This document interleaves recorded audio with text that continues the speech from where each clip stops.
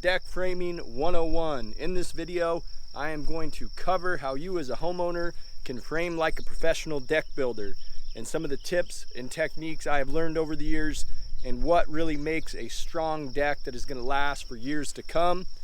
Number one, when it comes to stair building, you want to incorporate strong backs on your stringers.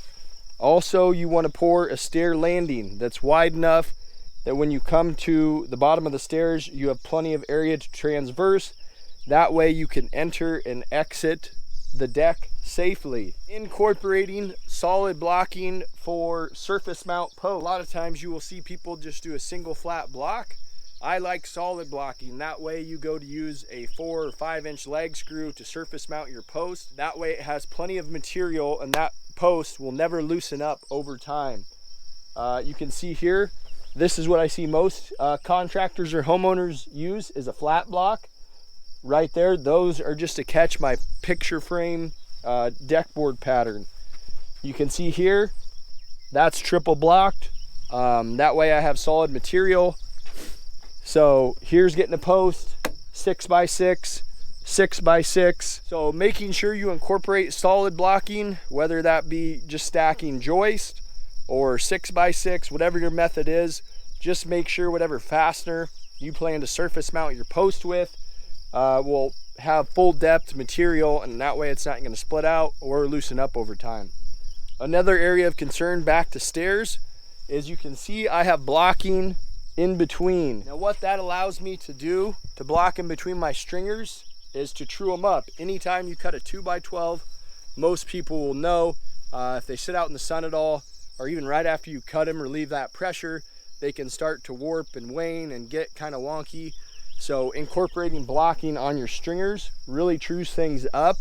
If you're working with some really gnarly material, you could block in between each set of stringers. I have an anchor board to secure my stringers down to my footing pad, and that way you can keep them square with your deck and really lock those in, and they're never going to move. Again, on the stair landing, I'll have a video out on that where I dug 4 sonotubes down to 48 inches, tied my rebar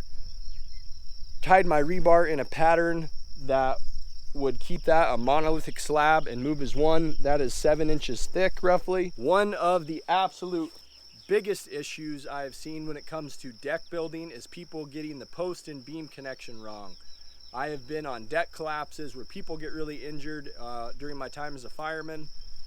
And a large part of that issue was using nails, non-structural screws. Be sure to buy GRKs or now Simpson strong tie make structural screws.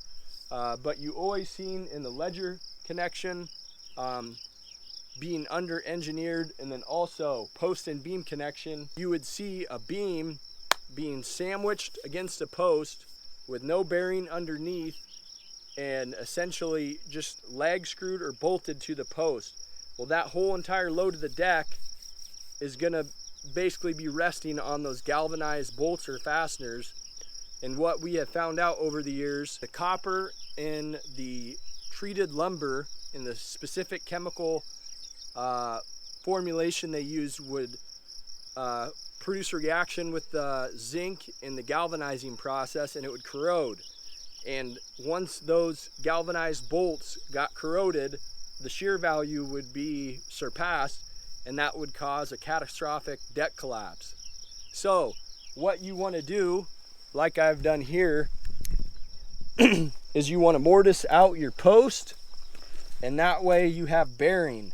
Now, I am not done here. I am going to add, they call it a splice block, where I take a 2x6 and I'll put it to the face of this post. That way I have full bearing. They also make kind of a Z bracket that you can buy. A lot of times they're decorative, made by Simpson. That's another option if you want that decorative look, especially like here where I have a pergola. That's a nice look. You mortise it 1.5 inches. Set your beam. If your beam's doubled up, use one of those Z plates that are black. Looks really nice, and that way you have full bearing.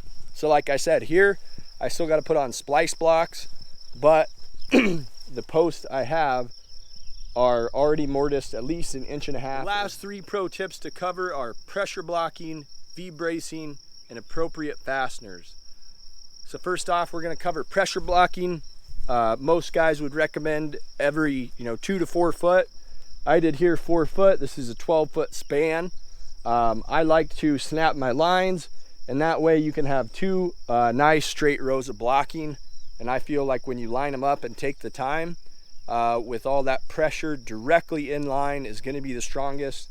A lot of guys will stagger them just because it's faster. V-bracing.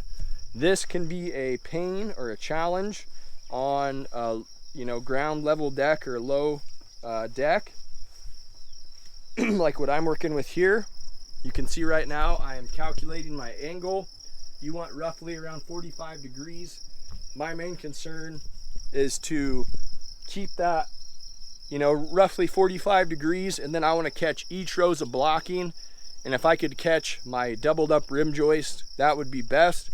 I'm gonna fall short of that today, or I might just scab on another block. But you can see how you calculate your angle. I want to come roughly to the middle of my deck, be close to 45 degrees out, and catch both rows of blocking. Now, to get this done on a deck like I'm working today, you will need a right angle bit, or you're gonna have to get on your back, which is no fun when you have appropriate grade under your deck. So I highly recommend, if you're gonna be building a deck as a homeowner, and if you do not have one of these right angle bits, highly recommend you buy one. I actually would recommend the Craig version of the right angle, just because it has a flange, so it's easier to hold, and it's metal. This Milwaukee one is plastic. It's only 20 bucks. I ran in leg screws with it pretty frequently, and it's held up well. Another feature that is nice on the Craig right angle is the fact that its collet has a locking mechanism. This Milwaukee does not. It is just magnetized, so sometimes the bit pulls out. So I would go check out the Craig right angle. The last and final tip is appropriate fasteners. Make sure and spend the money and buy your high quality fasteners, whether that be GRK, Simpson Strong Tie, Fasten Master. Those are all great brands. I use a combination. I am a huge fan of the SDWS Simpson Strong Tie screws. Awesome, absolutely awesome. They bite well. They come in brown and black, so if you are concerned with the finish on exposed framing members or beams, you can buy the black. Also, headlock, very similar to the SDWS, ACQ lumber approved. Very nice finish. These bite incredibly well too. They're a little smaller, threads aren't as aggressive, and they have a headlock, which is kind of annoying to always have to change the bits, and this is a Fasten Master exclusive pattern. Also, I am a big fan of GRK. For your longer legs, make sure to use the appropriate size fasteners for ledger board connections.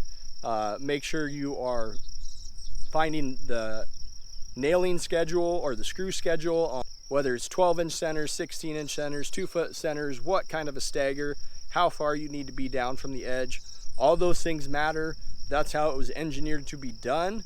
So make sure you take the time and really get your nailing schedules down, and make sure to buy a quality fastener and the right fastener. That is going to wrap up this video. Thanks for watching. Once again, I am Drew with American Made. Please check out my channel. It is all about living a self-fulfilled, self-sufficient life. Tons of construction knowledge, DIY on there, homesteading, all that type of jazz. So thanks for watching. Please hit like, hit subscribe, and good luck on your project.